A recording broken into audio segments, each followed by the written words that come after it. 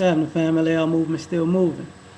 This blog gonna be about Floyd Mayweather said about Jeremy Lin and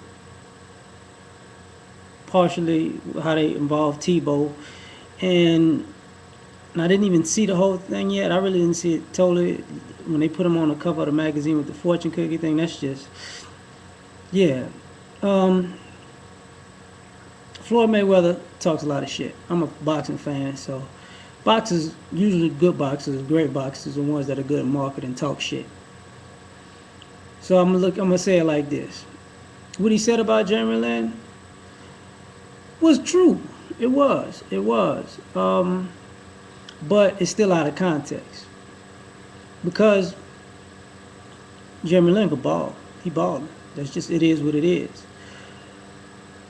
But we in this country sometimes we hype people up too fast.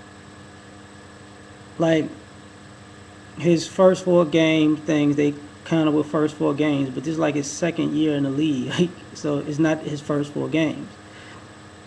Him balling the way he doing in New York, definitely, you know, big media circus. I think the problem with that was it's new, it's fun, it's energetic. It can and with D'Antoni as the coach, it probably could be sustained because they're gonna want to keep this insanity thing going. So he's gonna be able to take more shots anyways.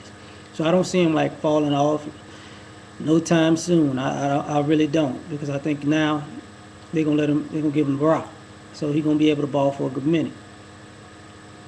I think what Floyd was basically saying is people jump on the bandwagon real fast when other races of people are doing stuff that black players do every night. You know, greatness sometimes when you're a black player gets diminished, and sometimes, but when you're the new hot thing, you get pumped up. Like some people are the new hot thing and they get pumped up. You know, and that's same thing with Tebow. It took for him. Tebow and Lin are synonymous in this way. They both underdogs, and they both help their teams win. So it's a great story. But the one thing is, with both of them, is the fact that because sometimes you know if you watch sports and stuff, they compare whose story is better, Tebow's or Lin's. That's why I'm bringing this up. Sometimes they don't look at it in totality though, because it's like everybody knows Tebow is not the best quarterback, but he's a winner. To me, Tebow ain't nothing but Vince Young, and I like Vince Young and I like Tim Tebow because if you keep it close, they can pull it out in the fourth quarter. That's what you want your quarterback to be able to do. You know, throwing for 3,000 yards is cool and all, and putting up big numbers, but you really want them to win games. Just the gist of it. Same thing with Lin. You're gonna be a point guard for the Knicks. Putting up the points and exciting fans is cool, but they're gonna start holding them to a standard where you got to win games. You know what I'm saying? So I believe that. People getting all uptight because what Floyd said, I don't necessarily get it. I mean, think about what Kobe does every night, and I'm not a Kobe fan, but people don't talk about that. You know, think about Russell Westbrook, Chris Paul. Well, we're gonna talk about point guards. Think about Chris Paul, Deron Williams. And the gist of it is this.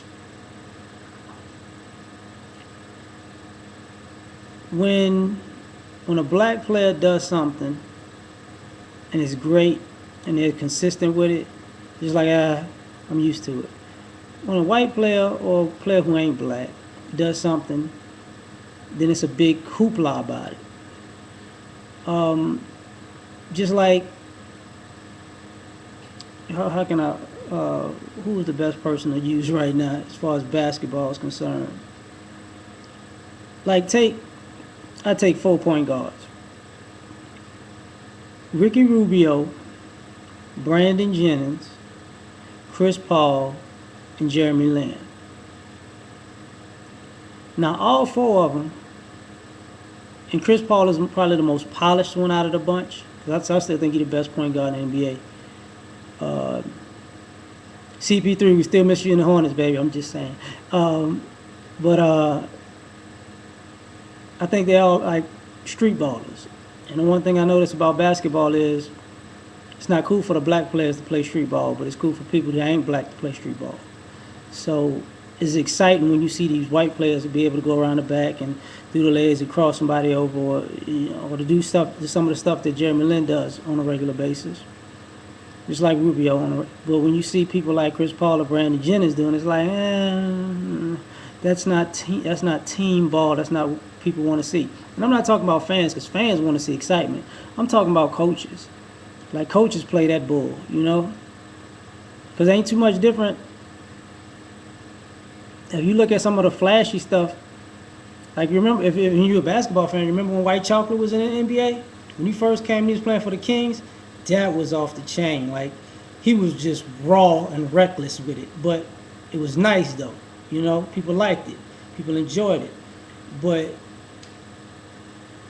everybody knows it wouldn't have been taken the same if Allen Iverson was doing that. You remember they outlawed the crossover because he was doing that. It's just a difference of opinion or whatever. So that's all I'm really going to say about that. I think Lin could ball. I mean, same thing with Tebow. They could ball. But sometimes they do overhype people, man. It is what it is. I mean, I still think Chris Paul ain't getting his just due as far as hype.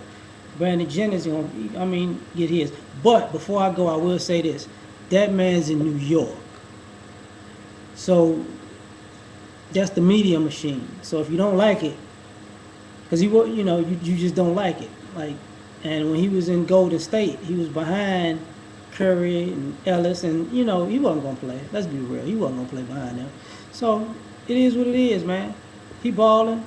Floyd didn't lie, but it was a little. Before I go, when he said he made it about race, and when they put that man on the cover of the magazine with a fortune cookie or the cover whatever with a fortune cookie, then that also showed you it was about race. You get what I'm saying?